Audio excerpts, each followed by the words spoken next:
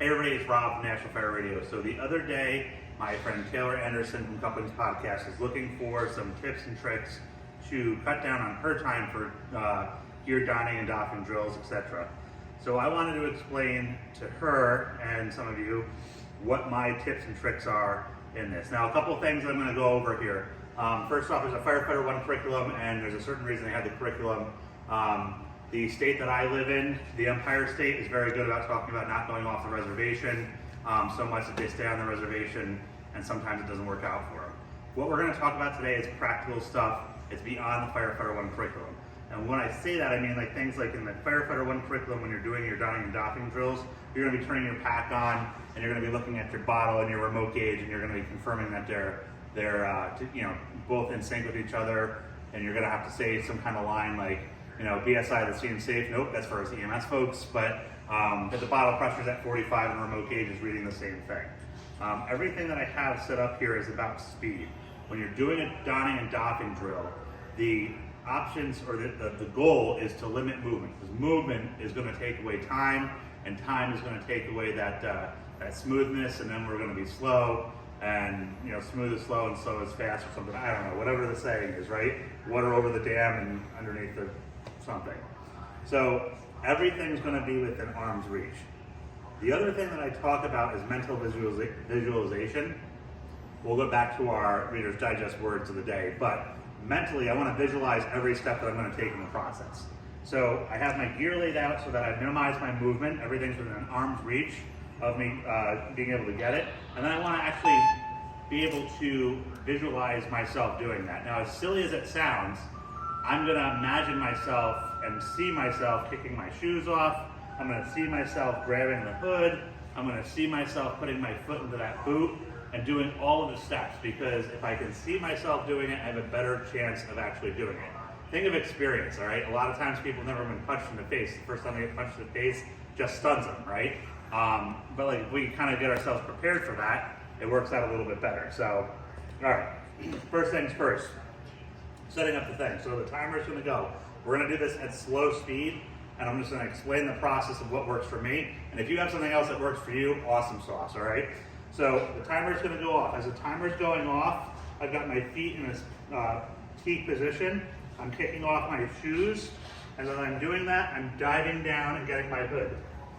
As the hood comes up over my head and kicks off my glasses, we'll just put them over here. I'm putting a foot into the boot, and I'm doing my ballerina toes, all right? Ballerina toes, Rob, ballerina toes, all right? Ballerina toes in, and now I'm in the boot.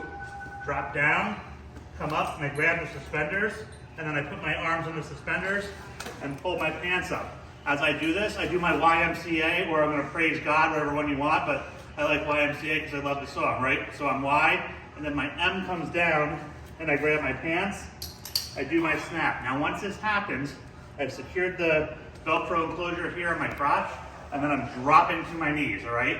Get your mind out of the gutter. I drop down to my knees, and now everything's within reach. The rest of this drill is gonna be done from this position. There's no reason for me to stand up, and everything that I'm gonna do is gonna be here for speed. I've got my coat set up in this tented position. Remember my YMCA thing before, right?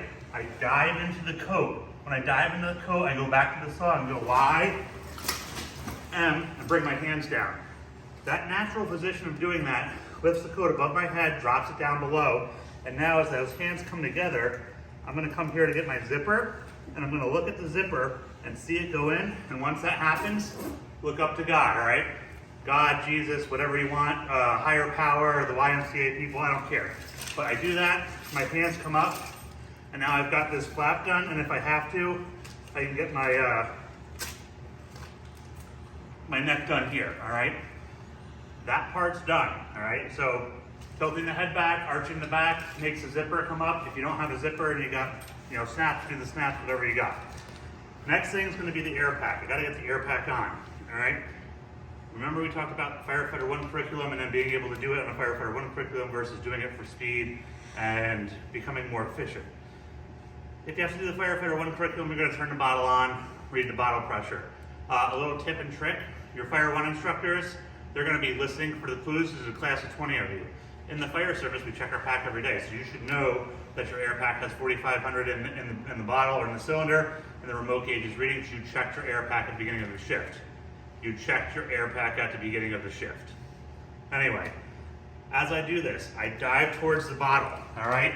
I grab it here, and I come up over top of my head, like this, all right? And as I do that YMCA thing, because once it comes back over here, I want my arms out to control the fall, and then I come back. As the hands come back, I'm grabbing the waist straps, and I'm buckling them together.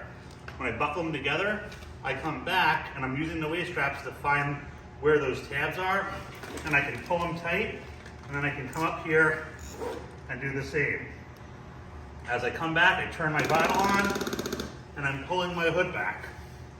All right, once I do that, I grab the regulator and the face piece, and I take my helmet, which is positioned in front of me, and I go through the helmet, all right?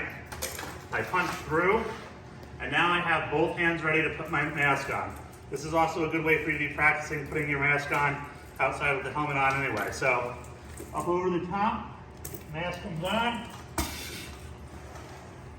find the hood, up over the top, helmet comes on, pull down my strap, and the last part is my gloves.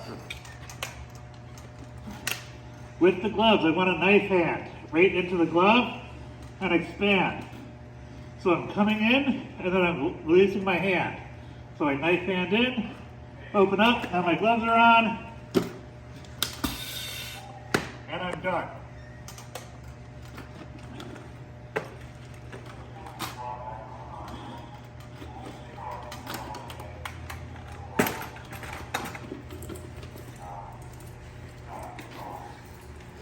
Everything that we just did here has a very systematic approach to it.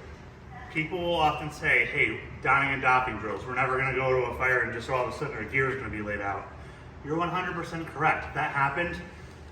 You got our old lieutenant's chicken in the basket, PowerPoint and everything, and it actually happened where all of a sudden everybody's gear is just on the ground, and that's not practical.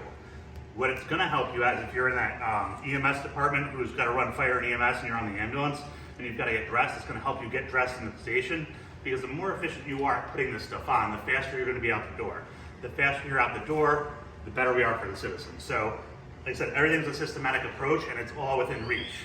The more that we are able to reach things and get them and do it in a more efficient and fast manner, this is going to be a home run. So, this is Rob, National Fire Radio, some tips on how to get your gear on quicker and get those donning drill numbers down.